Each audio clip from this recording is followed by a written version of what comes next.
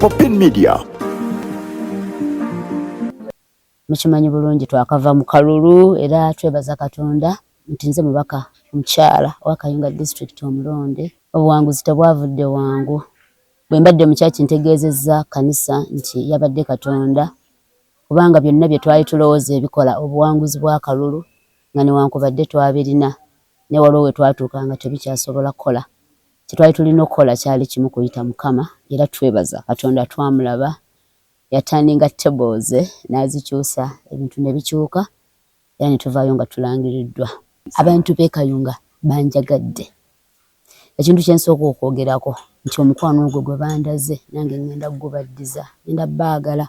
Ninga omubaka wa Paalamenti emirimu gimanyiddwa, emitongole egyo jjo tewali kubuusabuusa kwonna ngenda gikola ku lw'abantu b'e Kayunga. Naye nga mukwano gw'abantu b'e Kayunga omwana waabwe ngenda kuyimirira nabo era ng'omwana omulungi.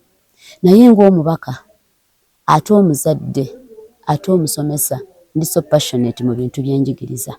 Era nga bwe mumanyi Uganda ebyenjigiriza bigenda bigootaana naye okutandikira ku Kayunga nga Bayibuli naye ekyogera nti natandikiranga nasookanga n'abeewange tujja kulwana nnyo okulaba nga tukwatira wamu n'ekitongole ky'ebyenjigiriza ekya disitulikiti okulaba nga twongera amaanyi mu nsoma yaffe. Kyokka ate bw'oba okikola n'ekitongole ky'ebyenjigiriza jjukira kitwaliramu n'abazadde. Tosobola kukola n'abasomesa bokka n'otumbula byanjigiriza okuggyako ate era ng'okolaganye n'abazadde of course n'abaana. Naye bwe mbadde nga nnoonya akalulu nina ebintu bye ntunuulidde nga mu bantu baffe nga abantu beetaagira ddala okuyambibwako era mbadde nga nkyogera nti ekimu ku commitment yange okulaba nga tuyambako okuyimusa ebyenfuna mu bantu baffe. Manyi si kizibu nnyo nkimanyi nga kisoboka so tugenda tambulira wamu. Naye ekigambo kye njagala okwogera kiri nti ngenda kukolagana nze ng'omubaka omukyala eyalondebbwa ngenda kukolagana n'abantu bonna kasita banaabanga bakola ebirungi ku lw'abantu baffe ab'e Kayunga. Naye ate era ndi mu eteefuteefu okuwakanya omuntu yenna ne bw'anaabeera wa kibiina kyange kasita abeera nga gy'atuvuga gy'atuzza nga wakosa abantu baffe ab'e Kayunga n'ensi yaffe Uganda. So tugenda kuddayo ku nnono ya buweereza. Oli mu ofiisi eyo lwakuba nti bannayuganda abantu b'e Kayunga bakusuubiramu obuweereza. So kitegeeza osobola kubeerawo bulungi singa kye tukusuubiramu ng'omuweereza waffe, omuweereza w'abantu obeera okikoze. So tujja kuddayo ku nnono.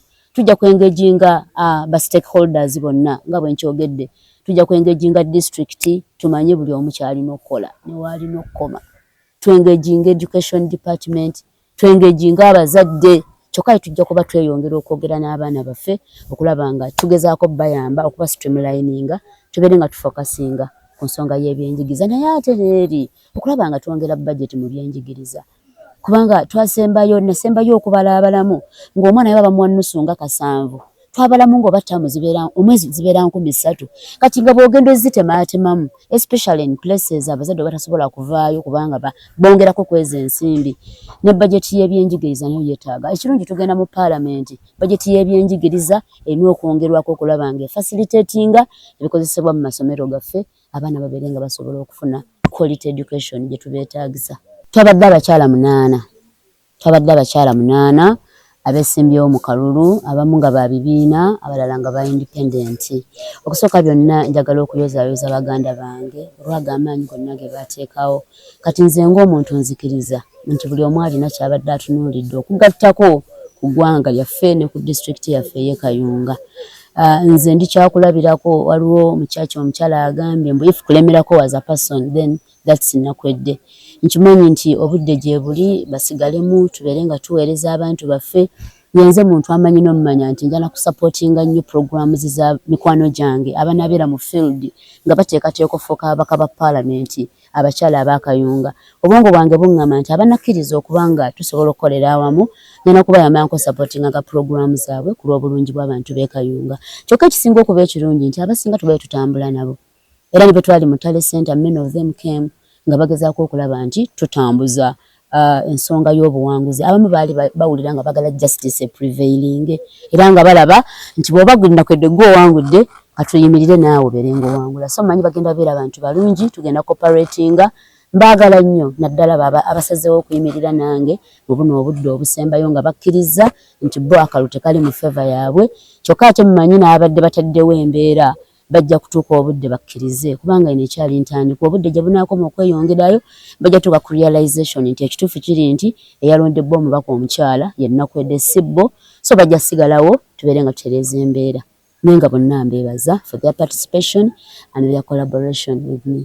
Ye Katonda tugenda mwebaza ebbanga lyonna kubanga yatulaze obulungi bwe n'ekisa kye nabadde nnyumiza mikwano gyange nti mu gino emyaka gino gye tulimu tewali alabye ku bulungi bwa Katonda bwenkanankana na bwange bwe ndabye kuba kino kyo kyasusse twalabidde ddala Katonda ng'akoze eki Katonda ng'ayimiridde twagala okwebaza abantu b'e Kayunga akalulu kano kaayise mu stages naye nga buli stage emu ebeera successful yetutuusa ku ndala stage y'okanoonya twakanoonya nebeera successful nebaza abantu bonna bwe tubadde nabo nga tukanoonya nebaza abantu bonna bwe tubadde nga tukalonda kubanga abantu batuweera ddala obululu nga bungi nebaza bonna ababadde mu field nga tukakuuma nga bw'omanyi gundi yaffe bwebadde etambula mbeebaza kyokka ate waliwo ttiimu eyasembyeyo eyakoze ogw'okubanja nammwe tubeebaza awo twebaliza Katonda nti nga newankubadde ebyo byonna byakolebwa Winnie yabadde egaanye okuvaayo naye Katonda n'ayimirirawo so ekitiibwa n'ettendo tubiddiza Katonda oyo ali waggulu ennyo.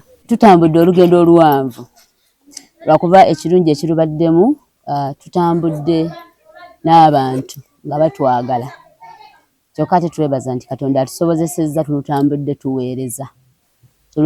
tuweereza so tulutambudde n'abantu wakati mu mukwano natandika okuvuganya but before kutandika kuvuganya nasooka nennyingira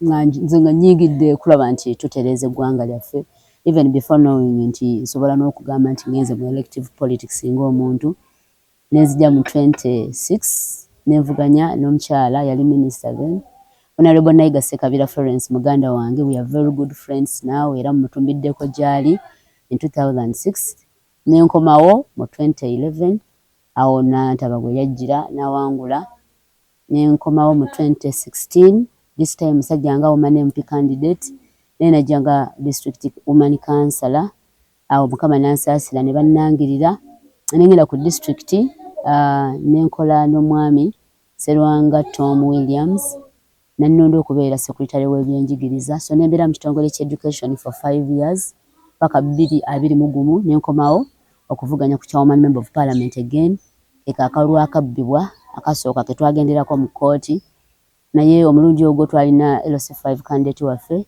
omwami Fefe Kaserubogo tusaba Allah amusaasire byonna ebyamusobako kati bwe yafa ne bampa flag okujja okubeera chairman wa Kayunga district ne tubeera mu kalulu akali so competitive kali bloody naye ne tukawangula kati bwe twakawangula ebyakalimu byabadde byagala okwerepeatinga ne tugenda mu kooti betwagenda mu kooti ebintu bingi ne bikolebwa omusango gwaffe ne gugana okuwulirwa naye ne tukipinga ku kigambo kya Katonda ekyogumiikiriza paka 2026 guno gwe twakomyewo okusaba okubeera omubaka omukyalo wa parliament era twebaza Katonda nti finally Mukama awulidde abantu batusabidde nze ebigambo ebimbuuza bibadde byakyuka nga buli muntu akwata mu ngalo okubuuza ekigambo kibeera kimu Mukama akusaasire Mukama akuwanguze so abantu basabye nnyo nange nsabye nnyo and finally here we are naye nga bwekimanyi obulungi obuwanguzi tebuli mu kino kyokka naye n'okuweereza abantu tusabawo obuwanguzi kubanga bwe bakulangirira ate n'obeerawo nga togasizza abantu then amaanyi gonna gaba gafiira bwereere so kati wano we tuli tusaba amafuta ga kuweereza abantu